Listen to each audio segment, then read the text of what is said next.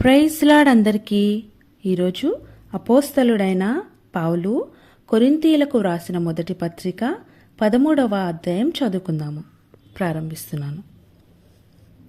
మనుష్యుల భాషలతోనూ దేవదూతల భాషలతోనూ నేను మాటలాడినను ప్రేమ లేని వాడనైతే మ్రోగెడు కంచును గనగనలాడు తాళమునై యుందును. ప్రవచించు కృపావరము కలిగి మర్మములన్నీయు జ్ఞానమంతయు ఎరిగిన వాడనైనను కొండలను పెంకలింపగల పరిపూర్ణ విశ్వాసము గలవాడనైనను ప్రేమ లేని వాడనైతే నేను వ్యర్థుడను.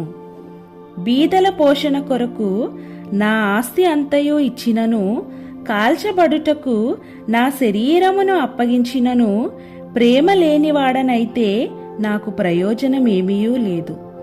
ప్రేమ దీర్ఘకాలము సహించును, దయ చూపించును.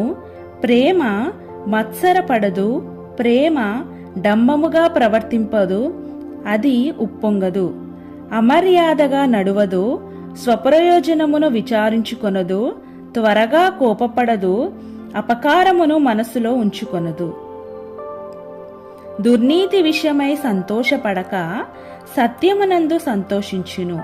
అన్నిటికీ తాలుకొనును, అన్నిటినీ నమ్మును, అన్నిటినీ నిరీక్షించును, అన్నిటినీ ఓర్చును. ప్రేమ శాశ్వత కాలముండును. ప్రవచనములైనను నిరర్ధకములగును, భాషలైనను నిలిచిపోవును, జ్ఞానమైనను నిరర్ధకమగును. మనము కొంత మట్టుకు ఎరుగుదుము, కొంత మట్టుకు ప్రవచించుచున్నాము గాని పరిపూర్ణమైనది వచ్చినప్పుడు పరిపూర్ణము కానిది నిరర్ధకమగును. నేను పిల్లవాడనై ఉన్నప్పుడు పిల్లవాని వలె మాటలాడి తిని, పిల్లవాని వలె తలంచి తిని, పిల్లవాని వలె యోచించి తిని. ఇప్పుడు పెద్దవాడనై పిల్లవాని చేష్టలు మానివేసి తిని. ఇప్పుడు అద్దములో చూచినట్టు చూచనగా చూచుచున్నాము, అప్పుడు ముఖాముఖిగా చూతుము. ఇప్పుడు కొంత మట్టుకే ఎరిగియున్నను, అప్పుడు నేను పూర్తిగా ఎరుగబడిన ప్రకారము పూర్తిగా ఎరుగుదును.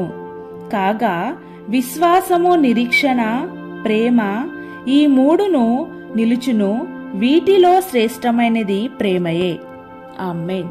ప్రభువైన యేసుక్రీస్తు వారు ఈ వాక్యమును దీవించి మన జీవితాలలో నెరవేర్చునుగాక.